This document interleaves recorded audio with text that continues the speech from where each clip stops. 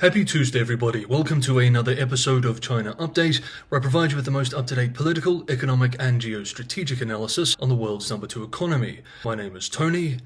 Let's jump in. And we begin as we usually do with the economy. Over the weekend, China launched a new initiative to boost domestic consumption as the government seeks to counteract weak consumer confidence and persistent deflationary pressures, something which we explored through a deep dive in yesterday's episode. The plan, announced by the State Council, aims to stabilize the real estate and stock markets, raise household incomes, and improve social services such as healthcare and pensions. However, policymakers have yet to provide detailed fiscal commitments for these measures, and this does seem like quite a tall order considering the deep fiscal and debt constraints around the country. The shift toward consumption-led growth aligns with Xi Jinping's call for policymakers to prioritize domestic demand after years of focusing on industrial expansion. Economic indicators reflect ongoing challenges. Consumer prices dipped into deflation in February, while the property market remained sluggish. Financial markets reacted cautiously to the announcement. In trading on Monday, the Hang Seng Index in Hong Kong gained 0.8%. However, China's CSI 300 on the mainland fell 0.2%, reflecting mixed sentiment on the effectiveness of the proposed measures. Analysts note that while the government is acknowledging the need for demand-driven growth, concrete policies remain scarce. One key aspect of the new plan includes raising minimum wages and expanding support for education and childcare, addressing long-term demographic and economic concerns. The government has also been promoting inbound consumption, expanding visa-free travel policies to attract foreign visitors. However, this would be a drop in the bucket, even if they were able to attract tourists from overseas. Experts remain skeptical about the immediate impact of these policies. Xu Chenggang of Stanford University's Center on China's Economy and Institutions noted that while the government recognizes the severity of the situation, its focus still lends heavily on supply-side measures rather than direct consumer stimulus. This will not be surprising at all to regular viewers, of course. Meanwhile, yesterday also saw the publication of new official economic numbers. According to the numbers released by the National Bureau of Statistics, retail sales posted their strongest growth since October. Industrial production and fixed asset investment also outperformed forecasts, with infrastructure spending supported by an early fiscal stimulus rollout. Analysts noted the positive momentum but warned of lingering vulnerabilities. And of course, these are official data, so we take them with a grain of salt. Lin Song, chief economist for Greater China at ING Bank, for example, expressed, quote, "Significant uncertainties remain, but we feel the upside and downside risks are roughly evenly balanced," end quote.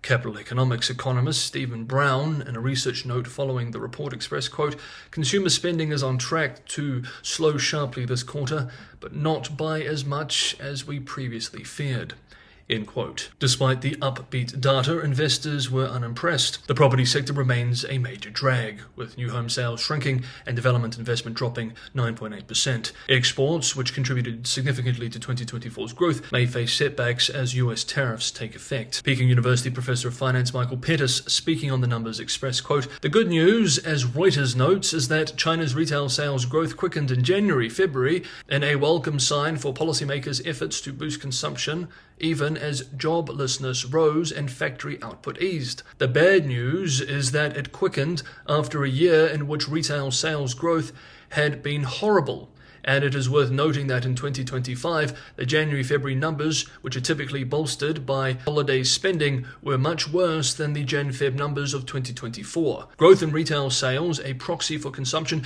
is still unable to catch up to growth in industrial output, a proxy for production.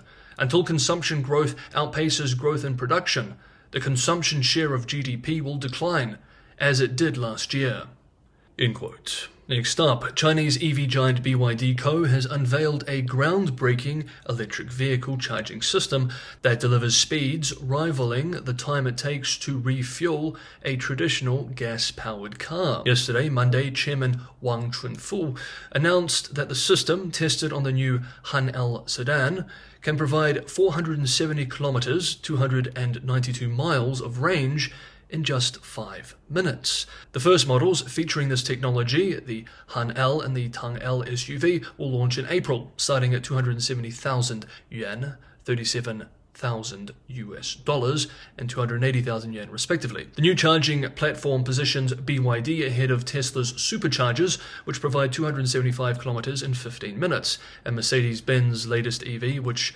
achieves 325 kilometers in 10 minutes. However, Tesla maintains an extensive global charging network with over 65,000 superchargers. To support the technology, BYD plans to build more than 4,000 charging stations, further strengthening its lead in China's EV market. With a 15% market share and sales surging 161% year over year, BYD is solidifying its dominance. Analysts believe this innovation could propel its battery electric sales, which previously lagged behind hybrids. We did a deep dive into China's world-leading EV industry in yesterday's video. As the competition intensifies, BYD's rapid advancements in charging and autonomous technology could reshape the global EV landscape, posing challenges to both Tesla and battery giant CATL. Yesterday, I was very excited to announce the launch of my new second channel, Market Update, which follows major economic and financial developments around the world and looks at how they intersect with geopolitics and power. Thank you so much everybody who checked it out and subscribed.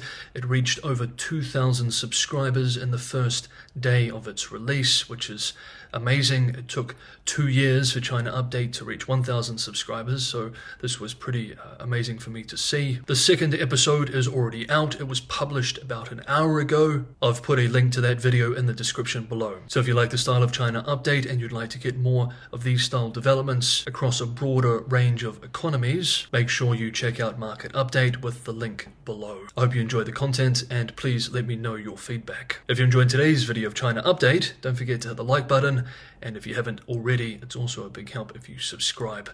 Thank you so much. And finally for today, Ling Wei and Alex Leary at the US-based Wall Street Journal recently published a thought-provoking piece titled "China is secretly worried Trump will win on trade, and seeking accord with US, Beijing wants to avoid becoming isolated like the Soviet Union during the Cold War."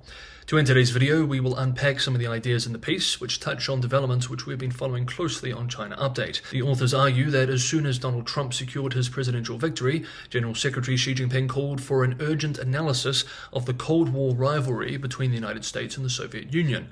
His concern: could China face a similar fate of economic and political isolation under Trump's hardline approach?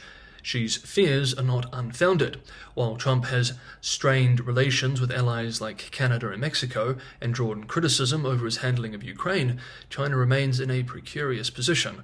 With its economy struggling, Xi is playing defense, they argue, hoping to preserve a global trade system that has been critical to China's rise. But Trump is intent on reshaping that very system, which he believes has unfairly advantaged China at America's expense. Beyond trade, the competition between the world's two largest economies is turning into a full-blown geopolitical and technological clash. Trump's renewed focus on China has driven his foreign policy decisions, including efforts to end conflicts in the Middle East and Ukraine, and his strategic embrace of Russian President Vladimir Putin, a move designed to create a wedge between Moscow and Beijing. We've actually looked at the strategy in the past. Whether it is successful in part or fully or not remains to be seen. One of Trump's latest maneuvers, the push for US control over the Panama Canal, underscores his national security concerns about Chinese-built infrastructure in key global trade routes. His efforts bore fruit a few weeks back when BlackRock-led investors acquired majority stakes in ports on both ends of the canal from Hong Kong-based CK Hutchison. We've been following this development especially closely in recent weeks. Trump has also escalated tariffs on China, citing its role in the fentanyl crisis. This caught Chinese officials off guard, the authors write, as they attempted to understand his unpredictable strategy. For Beijing, the nightmare scenario is clear: a trade war that leads to Soviet-style economic isolation. China has sought to ease tensions by dispatching delegations to Washington, arguing that tariffs exacerbate US inflation. At the same time, Beijing has prepared countermeasures, including restrictions on critical mineral exports and diplomatic efforts to align with US allies. Yet Xi has learned from past confrontations that China has more to lose in a tit-for-tat tariff war, given the US's larger purchasing power. Instead, Beijing is seeking a broader dialogue, but Trump appears in no rush to negotiate. Trump's trade team is considering broader restrictions, including limits on Chinese investments and tougher export controls.